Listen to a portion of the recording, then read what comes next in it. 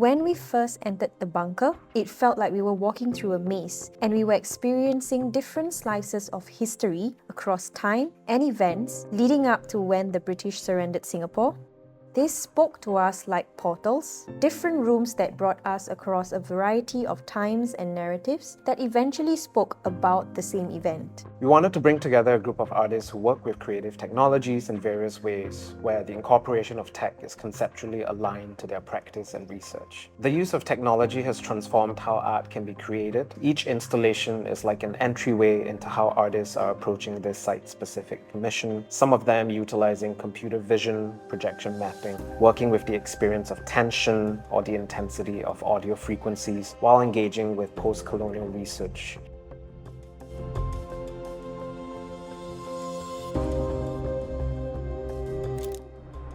So my work, Influx, is an interactive installation that uses a single projector and it maps out parts of the corridors of the Battlebox and reveals what lies behind them. Using a 3D point cloud system, what I'm essentially trying to do is to create different simulations, even though they are in the same space.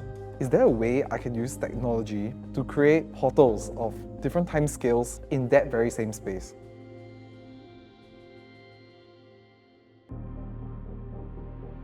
Oral architecture of this space is also different from other spaces, which I think is, for me personally, I feel there's a uniqueness there. During the Singapore surrender in this place, that emotion, that chaotic environment in this place, telecommunications, the phones keep on ringing, all the Morse code start coming in. I think it's kind of a chaotic environment here. I think for my work, I'm not creating that environment, but I think I just want to get into more of the emotion side of things. Maybe in certain frequencies or the volume or the level of the sound, the intensity, to create that kind of chaoticness and also that intense moment in that particular space. When people inside the bunkers, they stay here for a longer time, they also felt this, they wanted to escape. So the video or the visual itself is kind of like virtual window in the space, kind of like a mental escape when they physically trapped inside. So the bunker itself, of course, it is kind of a representation of the past for the audience when they step into the space. They are kind of the representation of the present, and with their movement or with any things they do in the space, it kind of affect the visuals of my work.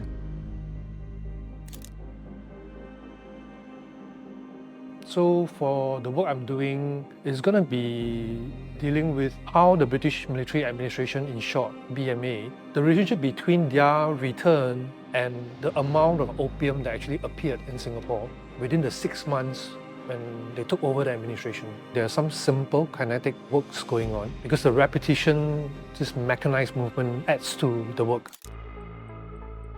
My works tend to take the form of kinetic installations that are site-specific, so they take into consideration the context of the space and certain features inside it. I also use mechanisms and circuits to kind of make observations about the unnoticed in our environments and looking at technology's relationship with us and how that mediates our relationship with our surroundings. So I'm specifically looking at the space above the bunker that was where the British Army actually planted grass and other flora in a way to camouflage it from aerial raid, the ways in which they used nature as a form of defense against attack.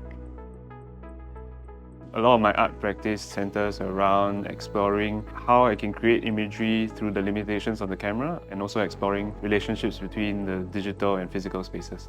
I look at portals as a theme that bridges and connects two different spaces together, what's happening within the bunker and also kind of what's happening around the world at this current period in time. So it kind of aligns with my preoccupation, which is this idea of superposition where multiple states and multiple realities are existing simultaneously at the same time.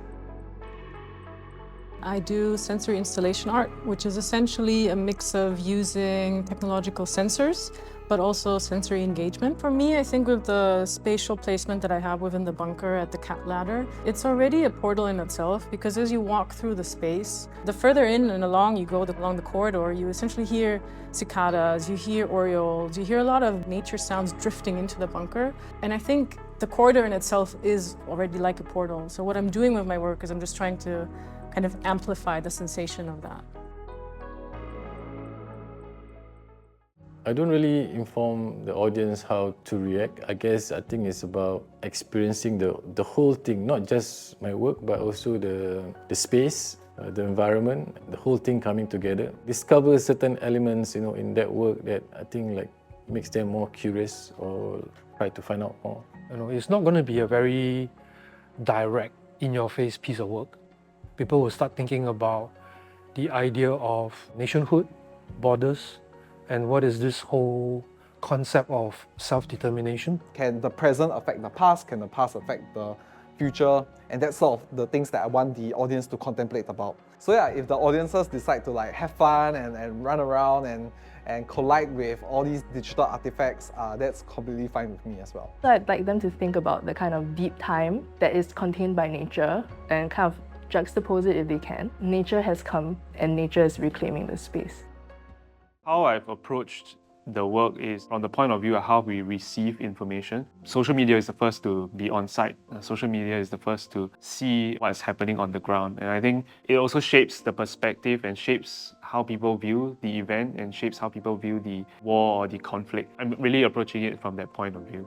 I really hope they can have a new imaginations of the space over different periods of times. I hope with their engagement and their participation, interaction with my work, they can have a new perspective to see the bunker, to see the space. I'd like the audience to experience a sense of almost tranquility or connection as they're kind of moving through that space and thinking about technology in a sustainable way, in a slow-tech way, maybe rethinking how we use technology. We hope that visitors of the exhibition can look at the works and re-evaluate our relationship with art, challenging all of us to see beyond the existing boundaries and be inspired by this technological shift we've all been experiencing. It's really an exploration of artistic interpretations of what it means to reclaim power and place. Within these interpretations itself, the artists are exploring illusions and disenchantments about repair, protection, justice, persistence of conflict, desires for freedom, and also how chaos and uncertainty can manifest in a space physically.